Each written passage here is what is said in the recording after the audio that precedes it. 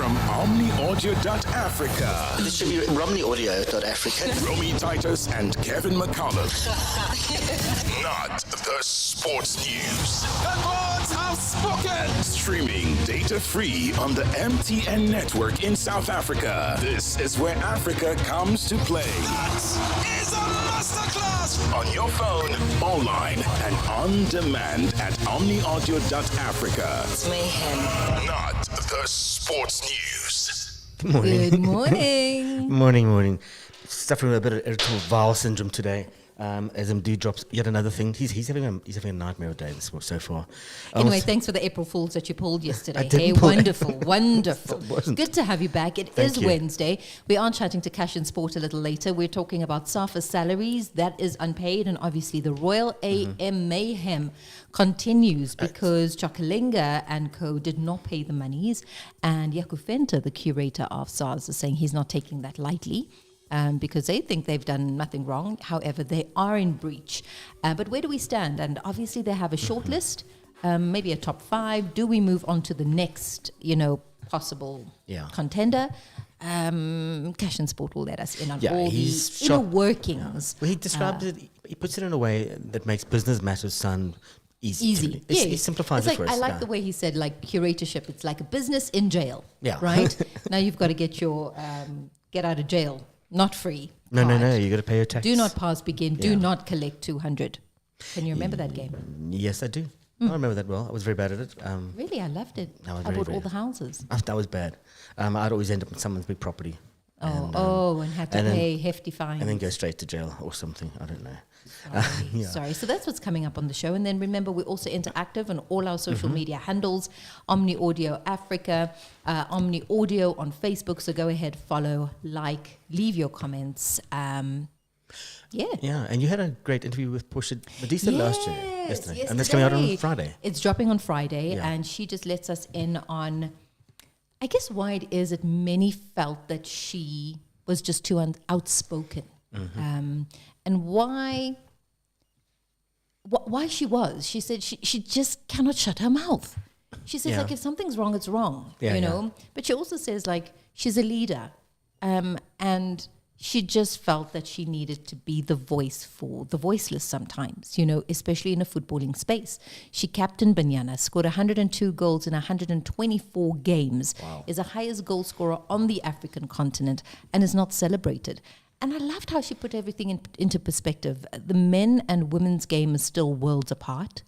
But she said, had I been legit a man, I would be everywhere right now. I would be sitting next to Patrice Motsepe. I would be here. I would be there. But she's not. She's Portia Medisa. And by mere fact that she is a woman, I guess that is the sad part of the situation. But a phenomenal player, athlete, and extremely funny too. I enjoyed that interview so much. So Real Raw Relatable with me, Romy, dropping on Friday. You might want to catch that episode. Yeah, but what time will it'll be just done as a podcast package interview type. Correct. Cool. Under R4. So you can download it anytime you want. That's it. And listen for free. Yeah, for free. You can also listen to Jake's coming up after this for free. Infinite. Yeah. What wasn't free was the scenes at Lost Firstfield yesterday. Yeah, not good, hey? No, Esperance fans apparently charged the Sundowns fans. This was in the CAF quarterfinal Champions League match. Then it got a bit out of hand. Stuff was being thrown left, right, and centre. There were 600 Esperance fans in South Africa for the game, and I think they forgot that there were probably about 20,000 Sundowns fans. They go, somebody didn't do the maths. Yeah. And then basically they went at each other. Security tried to calm it down. And this is obviously after the Sundowns had won 1-0. Yeah, too much testosterone. Yeah, I mean, the Sundowns coach said we're going to fight Esperance right to the end. And they did. Hook, nail, and sinker. What's going to happen next week? Because they go to Tunis now. If I was a Sundowns fan, I wouldn't go anywhere near it. You wouldn't? No, you support I think your club. but I think stuff will just happen. I think come rain or shine, there'll be a bit of revenge. Look, I also think it's a little disgraceful. Like, can we just play fair play? Can we just play by the rules and win by the rules? And just respect the rules as well. Yeah. Because I really hate that, when tensions run high or a result doesn't go accordingly, that the hooliganism comes out. And I think Kevin Fine on the show was talking about it, especially that there needs to be stricter measures and better punishment in order to set a precedent so that when you come, you know you need to sit your ass down and not make a noise and not be a hooligan and not perform because there's going to be a hefty fine. But if we don't do that, I think it's always just going to become unruly. But go Sundowns. And I mean, Peter Shalulile scoring that goal. PT scored on national duty as well now in the FIFA break. Great. So he is on that upward trajectory of getting to, let me think now. I think he is 3 goals away from beating Nomvete's 125 goals, 9 goals. I need to check the math again, not adding correctly. But he's 3, he was 4 goals away. He's scored now, he's 3 away, if mathematics is correct. I'll check. Yeah, for those who missed the nonsense at Loftus, we've actually got some posts from Twitter that you'll be able to see on the show a bit later when we edit the thing together. But yeah, it basically just shows the mayhem and stupidity. One fan being saved by a Sundowns fan. He was hanging off the edge of the stadium. No, man, guys. It's really, you know what? And April 11th is also around the corner. Yeah. That's the Ellis Park disaster commemoration of what happened at Ellis Park when, so many people lost their lives and why. It's an emotion, I guess. It's an attachment. It's your team that you're supporting. But to be injured, hurt, die because of football doesn't need to happen anymore. Not in this day and age. I'm just reading that Esperance fans have been prohibited by CAF from using lasers and flares, so they just started igniting them and using them anyway. Oh, I hate those things. Like the lasers also during AFCON. Yeah. Oh, my word. Yeah. And it just gives me a migraine. And you know me and migraines. Yes, They all too well. They come and they don't leave. But Pirates won. Mdu, I mean, he hasn't stopped talking about it all morning. It's ridiculous. He's the biggest team in Africa. Yeah, he's really happy about that. Not even the biggest team in But also the 1-0 wins, guys. Yeah. I mean, as much as a win is a win here, I was hoping that Pirates and Sundowns would just cement it a little more other than a 1-0. But like I said, I'm taking it for either one of these teams. There's a Forest win yesterday. You're happy with that. They beat Manchester United, so maybe you won't be so happy. There's a bit of irony here. They came back with 5 minutes gone. A former United winger, Anthony Elanga, came back to haunt his former club. He went on an 85-metre run. Now, the best thing about it was not only did he go on this 85-metre run and then he scored, but he did that 85 metres, ran it in 9 seconds with the ball. He was asked by Nottingham Forest TV after the game about just talk us through the goal. And he sounded almost nonchalant though he scored a goal. It was okay, man. Let's talk about your special moment, shall we? 5 minutes in, you pick it up, 15, 20 yards inside your own half? 85 metres. At that moment, I'm just thinking it's early on in the game. Let me just go for it and just test them out and just get to the goal. There was their goal as quick as I can, and when I get there, just try and stay composed as I can. And I could shoot with either foot, whether it's left foot or right foot, so it's just about picking a corner and just staying composed and finding the back of the net, his manager, Nuno Espirito Santo, was full of... He didn't have the words, actually, to describe it. He said it was just impressive. And he was asked after the game by a journalist about what he thought about the goal. 85 metres in 9 seconds. Yeah, amazing, isn't it? You sure? Yeah, because the team with 85. With the ball. Imagine without the ball. It was fantastic. Yeah, he did it by himself. Credit to him. He has this special ability to drive, pace, and still control the ball with such a huge speed, and the finishing was great. Yeah, it was great. I mean, it was just a special moment. Bukayo Saka's back for Arsenal, scored in their 2-1 win last night. They beat Fulham, got a great record against Fulham, Arsenal, but they have lost 2 other players. Gabriel is now out for a while. Looks like he's injured, and I think one of the German guy, he's going to be out for a little while as well. But they get Saka back, so they've got something to look forward to. I don't know. Was this a public? Was this the April Fool's one? I don't know. I don't know if it was. I don't think it was. Gates McKenzie, basically, the story he put on Twitter X that we're going to have a VAR this month, April. Look, I don't think we can have VAR at the snap of our fingers, because remember when we chatted to Daniel Bennett, he literally explained that we need to have like a headquarters, right? And that headquarters would be able then to receive and send information to all the stadia around the country, blitzvinnig, And if you can't do that, how are you going to implement VAR? Because you need to send it to headquarters. Headquarters needs to send it back to wherever. Double check. There's so much training that needs to go in. You need people that is manning a system, recording something. You can't have it one day for, let's say, a Chiefs and a Pirates game, and HQ is working perfectly. And then when you have it for Magesi and Gallants, it's not working, you know? Yeah. So I don't think it's at the snap of fingers that it can happen. I think the implementation could start in April and then roll it out. But it is that he is saying that this is coming. But for me, it's jarring to try and understand, how does a sports minister, rightly so, decide we're having VAR? But does this now rest with the sports ministry, or only financially does it rest with the sports ministry? And the Football Association now needs to carry it out. Exactly. So where is the link and the synergy now between these two bodies? You can't just say, government versus an FA. Is the FA taking the money to implement it? But then again, no one is giving someone money for nothing, right? Do you need rights for it? Does government or sports ministry hold the rights to this VAR? Look, I also think it's a cash in sport moment here, because I would like to better understand. It's a lot of money. And I'm also just taking a look at these figures of 70 and 80 million rand as once-off payment and 70,000 rand per game. When at the moment, SAFA are waiting for sponsorship money to come in to be able to pay staff, right? So money is coming from the ministry to SAFA. SAFA then sends out the money to, I guess, preferred bidders. They come in, they implement VAR. Now VAR needs to work. People need to be upskilled. We need an HQ. We need so many things. Yeah, it's not just about... It's a year in planning at least. Yes, it's not just about, it's April and we're going to have VAR. Maybe April we start with the implementation and acquiring everything for VAR. I see they're putting semi-automated VAR, they're using it in the UK from April the 12th, I think it is. So at least VAR we know for a fact is there. So instead of like with Ghana, we normally have, they say it measures 10 or 12 points in the body.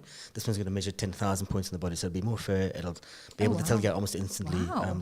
So technology is really being amped. And yet, but I think a story to watch here, Kev, especially at home with the implementation of VAR. Exactly. Lionel Messi has his own bodyguard who goes to his games from Inter Miami. He's now been banned from the touchline. His name is Yassine Djoko, banned from protecting Argentine forward at the touchline during the games. But I like that. I like that. Think about if we had a bodyguard on the pitch yesterday for Sundowns. I mean, it's a personal bodyguard. I like it. I like it. Why? Because of Igor Swiatek, Monica Seles incidents. Okay, one was just hurling abuse in the crowd. The other one stabbed Monica. Yeah. But if you had your own bodyguard to ensure your safety, isn't that okay? Well, it's the WTA's, basically, it's their job. You know, they need to look after the safety of players. But hold on. You're not feeling very safe if it is that you've gone ahead and gotten your own bodyguard, right? He's got him walking around. This guy is a monster, Baba. So you know Logan Paul, who fought, was it Mike Fury? Logan Paul is now called out his bodyguard, Yassine Djoko, and he actually replied with this... with the email, basically he replied, listen, I'm going to do it. I'm doing it for the people. I'm doing it for the people. Right. I think we have the audio, but we'll just put it in a bit later. Drew's murmuring something. Yeah, have you ever seen Beyonce's bodyguard? Is that him? No. Oh, okay. Beyonce's bodyguard's name is Julius. And if you Google Beyonce's bodyguard Julius, what a hunk of a guy. Like, I wish I had a bodyguard like that, just running alongside her wherever she is. Please check him out. Yeah, I think one of Carlo Ancelotti's got a bodyguard. He's now in court today on charge of defrauding Spain's tax office of more than €1 million at undeclared earnings. So this is what his bodyguard had to say. Listen, Logan, I'm doing this video because a lot of people, they stop me on the street. They send me message. I get a lot of comments on Instagram about this fight. So now the reverse is broken. There is no way out. Let's do the fight for the people. Yeah, let's do it for the people. I'm not too sure I'd want to watch it. I don't like Logan Paul the best of times. Some sad news from Cricket South Africa. Rob Walter, the men's white ball coach, the ODI and T20 coach, has resigned effective on the 30th of April 2025. So he's leaving. And this wasn't an April Fool's joke like I thought. He has 2 years left of his contract. Cited personal reasons. It's maybe because he lives in New Zealand. He moved over there to coach a club, one of the New Zealand clubs, obviously, and his wife and kids live there. 23, 24, 25. So 2 years, basically. He's done 2 years. And I've just seen a report. Looks like Shukri Conrad, the test match coach, is going to take over all formats of the game, which makes sense. Continuity, he knows the players, and that's great. Athletic South Africa could do some continuity. They could have ripped a new one. Sorry, I want to go back to the cricket story. I always feel like they probably have the most resignations and the fastest turnaround of coaches. In cricket. Do I stand to be corrected? Yes, I do. But it always feels like there's always a coach somewhere, somehow, head coach. 10. Well, they stay on for about 2-3 years, 4 years. I mean, they feel that sometimes that is their limit. We'll just end on this before we go to the break because the Oscar music is being played. Athletic South Africa President James Malloy and his board resembled overcooked chops on a brine. This was written by David Arson in the Times today. See, Parliament's Sport, Arts, Culture Portfolio Committee was done with them on Tuesday. They basically said, disappointed in you. You've let your team, your association be deregistered. This means now you can't get any lotto money. And out of the 38 million rand they made last year, well, the revenue, 7 of that, all but 7 was from the lottery. So ASA, politicians taking people to task. What joy. What absolute Look, joy. I do think we have some Ampara contenders here for next week off of today's actually bulletins and happenings in sport, of which ASA is one. I think maybe we make Esperance fans the others. Very, very good. Yeah. Time for a break. Yeah. Winning begins with what you eat. Boost your energy levels with AGT Foods' range of nutritious grains and legumes. Play better, live healthier. Brought to you by AGT Foods Africa. Good food, good health, good life. This is Omnisport Africa. We're putting African sport first. Live and on demand on your phone. Data free on the MTN network in South Africa. T's and C's apply. And online at omniaudio.africa. Because reading about it tomorrow won't help you today. When we created Omnisport, we wanted you to hear from Africa's greatest sports journalists. In South Africa, there was only one choice. No big deal. Omnisport proudly presents Inside SA Soccer with Brad Jakes. Whatever that Chiefs can do, it would seem Mamelodi Sundowns can do better. With over 3 decades as one of South Africa's most talented, decorated, and astute soccer journalists, Brad Jakes is the man the players, coaches, team owners, and officials listen to. This is a brave man. Inside SA Soccer with Brad Jakes, exclusive to Omnisport, where Africa comes to play. Now that's a garage match. Listen live now and on demand at omniaudio.africa. Did you check out Julius? He's I hot, did. Eh? He's an absolute monster. Oh my gosh, he and is so hot. And the surname is De Boer. So he must be Dutch of an origin, or I don't know. Whenever she's like, "Oh, Julius," I'm just like, I know why you're saying that. But Ngobile is on the line just to let us in on what is happening, inner workings of Royal AM, as well as SAFA unpaid salaries. Ngobile, what is the latest? Shall we start at the PSL HQ? In terms of the PSL and Royal AM, at the moment, the PSL DC has been in action in the past couple of days, and 6 Royal AM players have been cleared to leave the club.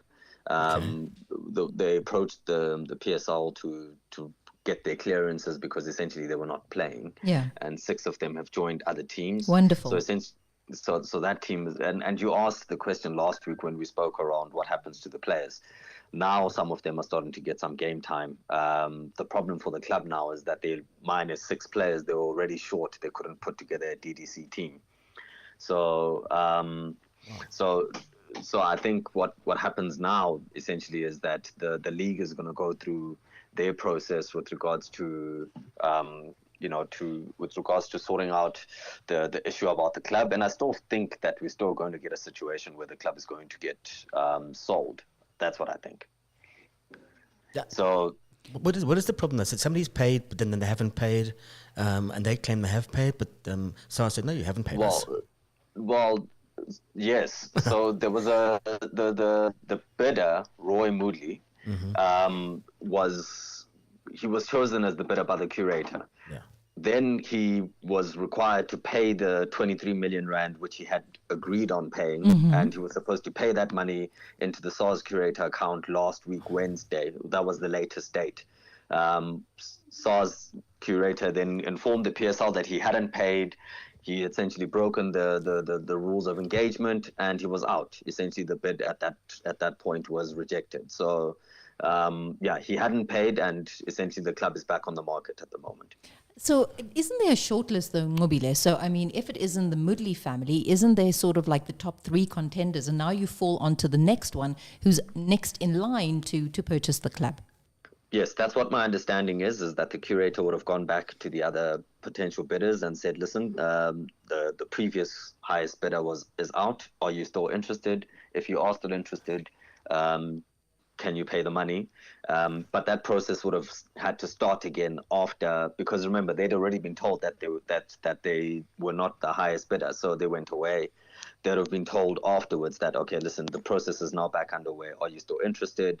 And essentially that just prolongs the proceedings, because the PSL DC only made, the decision around Royal AM, around the Moodley family being out, was only made on Thursday last week. So, yeah. What are the I think it would have repercussions taken also a little now? bit more time. Because the Moodleys are in breach. They seem to think, according to reports, that they're not. And Jaco Venter also saying, but, there are T's and C's, and there is going to be sort of, what is the word I'm looking for?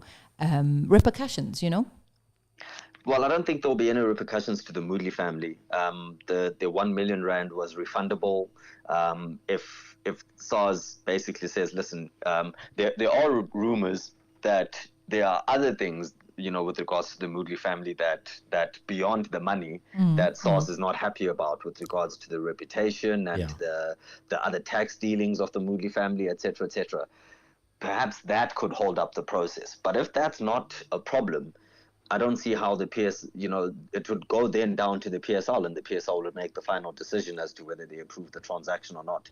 So I don't think there will be any kind of repercussions with regards to not paying the 20-odd million rand. or a penalty or something, because for me it's almost like they've made it a bit of a joke, right? Like, here we are, we're going for this club, but we haven't paid the money, that 23 mil, and so what? Yeah. Meanwhile, we're waiting here to hear what's going to happen, because isn't it also the catch-up games?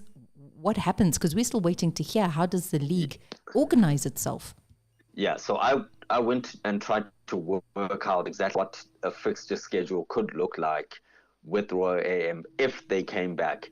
And according to my calculation, it's the 2nd of April now. If Royal AM doesn't play a game by the 5th of April, it becomes physiologically and logistically impossible for them to make up the rest of the matches. And even right now, I don't think it's possible for us to complete a league season. So we're past the point of no return at the moment. The 5th was really a massive stretch in terms of the potential for them to play, but even today it makes it very, very, very difficult and nigh on. And it's still technically possible if they play a match today, but we already know they're not going to play today. So I don't think Royal AM is going to be able to complete the season.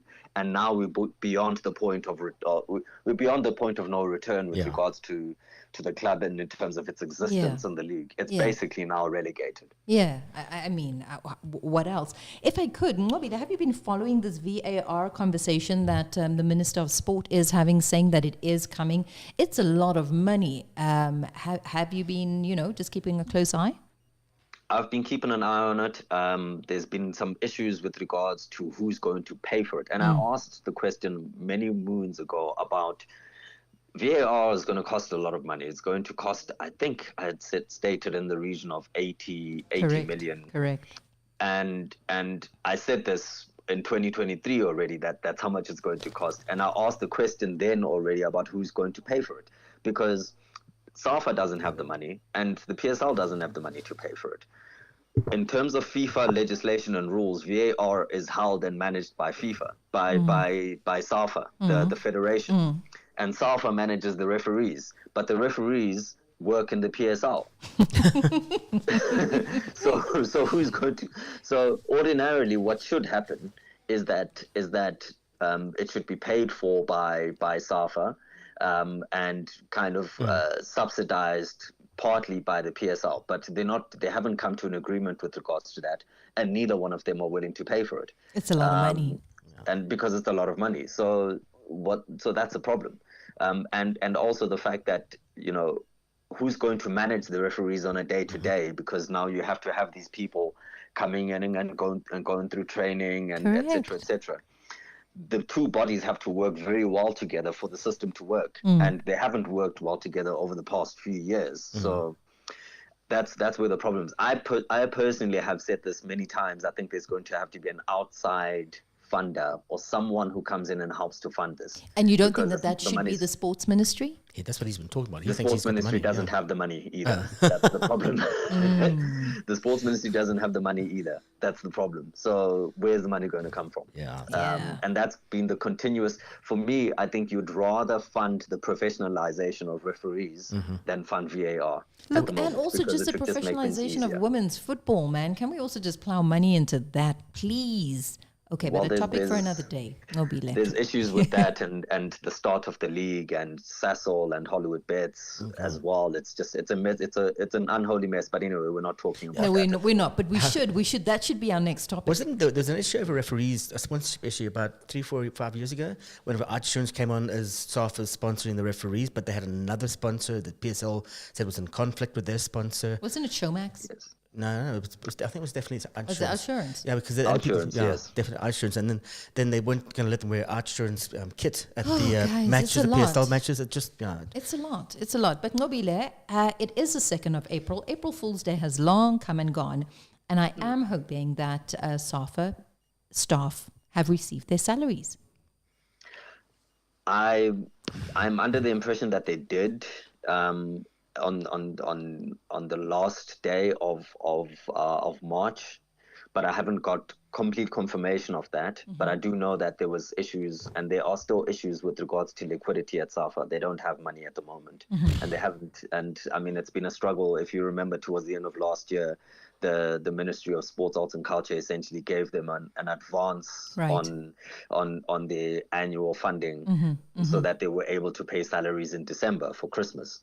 And they're back in the situation now again where they don't have money to pay for monthly salaries. And I don't know whether there will be money, because there's already been a dispute as well. If you've been paying attention, there's been a dispute with Sasol with regards to the money that was owed to the teams to start in the Sasol League. The reason why the league didn't start is because the clubs claimed that they hadn't received their grants. Oh, Lord. And they were still owed money from the previous season. But does it mean, sorry, just to interject there, does it mean when we say staff, are we talking about SAFA staff as in office staff, or are we talking about staff being players as well? Because it was an international break, which means that players would have to be paid for Lesotho and Benin.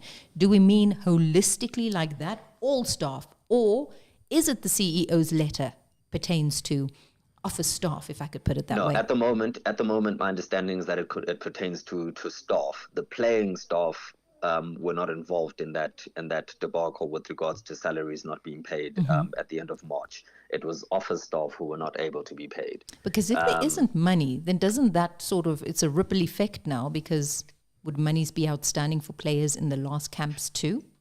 It could be possible. The international break ended just a couple of days ago. So and usually those monies wouldn't be paid in advance. They would be paid after, depending on whether the player played, whether they were in the preliminary squad and then got removed, etc. There's different arrangements.